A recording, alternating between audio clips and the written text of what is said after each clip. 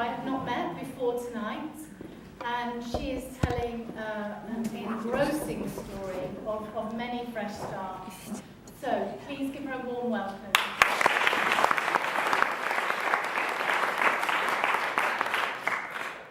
Thank you.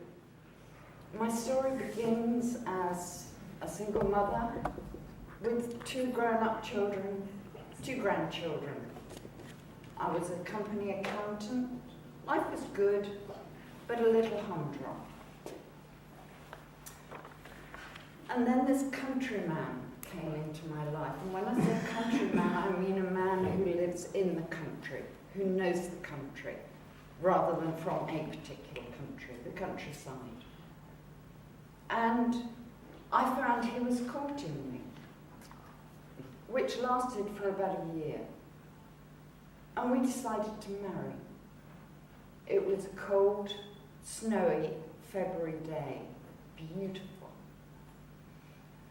And the fresh start was getting to know one another, getting to find out our real interests, and deciding we wanted to learn something or discover something completely new for both of us.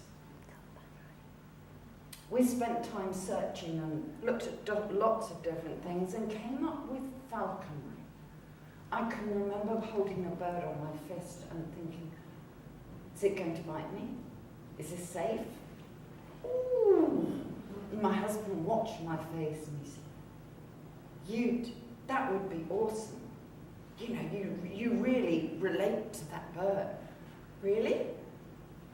So we looked at falconry and we found somebody who would teach us.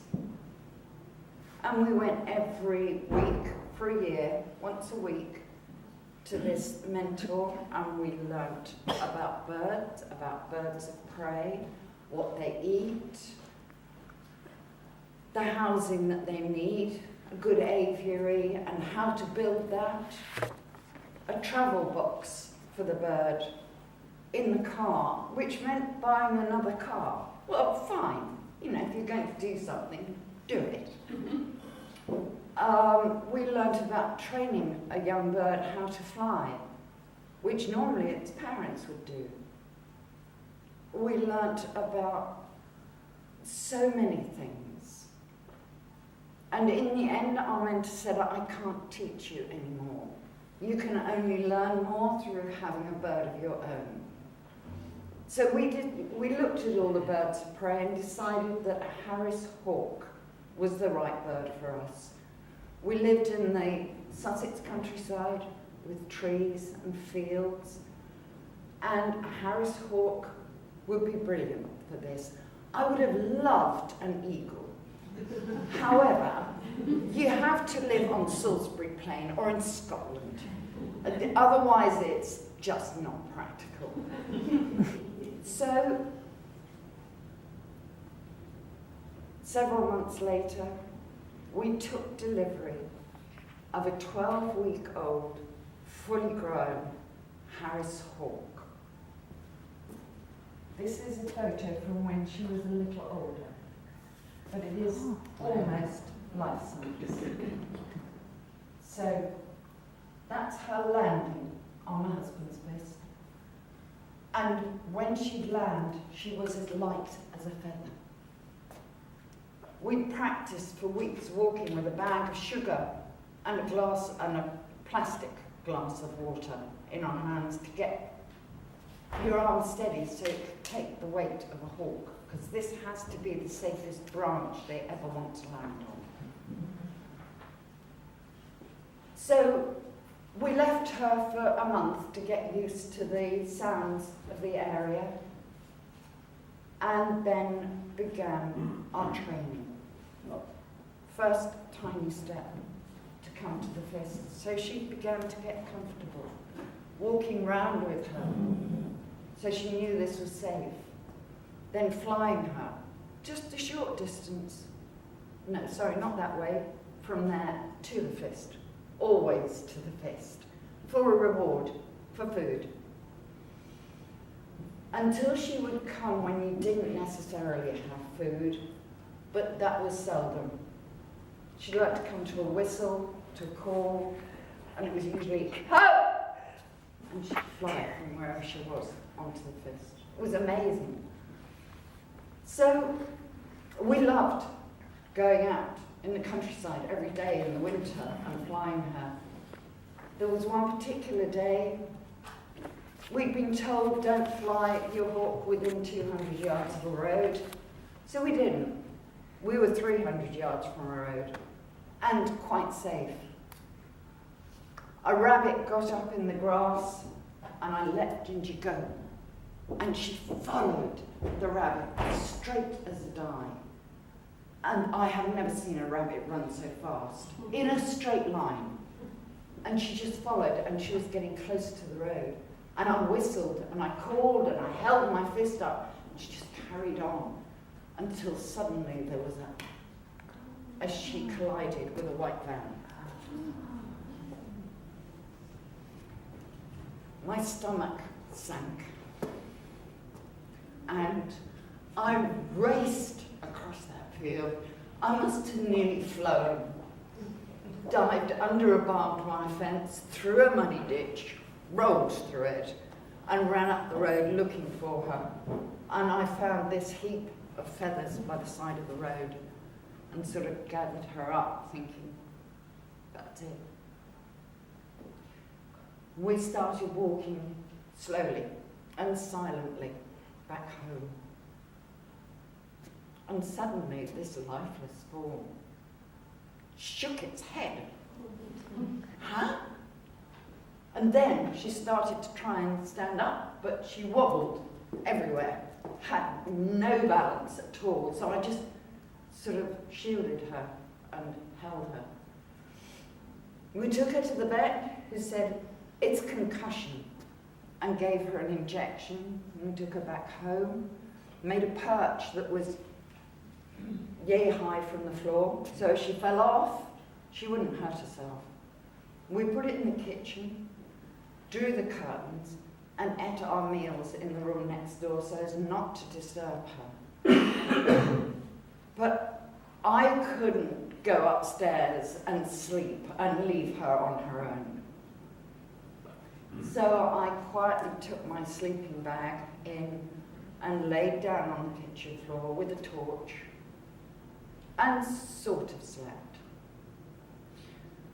I woke up with a start and looked at her. She's gotten her head. Has her head fallen off? What? Half awake. So I grabbed my torch, scrabbled out of the bed, and shone it on her. And with that, she just lifted her wing feather and brought her head up and looked at me to say, what are you doing? It's the middle of the night. And then, of course, I remembered, birds go to sleep with their head tucked under their wing. So I giggled and went back to sleep again. She did recover. She made a full recovery. And we joined a falconry club because we were novices. We'd been trained, but we didn't really know what we were doing. Or we felt we didn't. And it was great to go out with a group of people, a community who were as fanatical about birds of prey as we were. And there were goshawks, there were buzzards, there were all sorts of different birds, which hunt in different ways.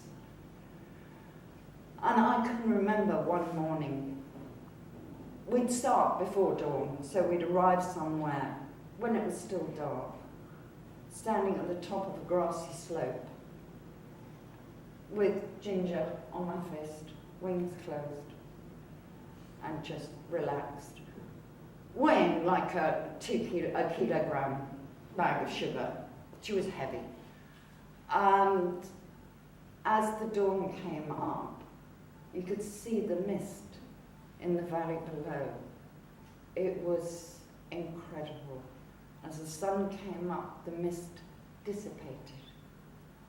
And I suddenly saw movement. How do I stand on this thing? It was like watching her become a ballet dancer. It was incredible. She eventually found a firm perch. And that was fine. And I had completely forgotten what I was going to say next. Who is it stopped? Okay. There are sunny days, winter days in England. There's some begin with sun and quickly change.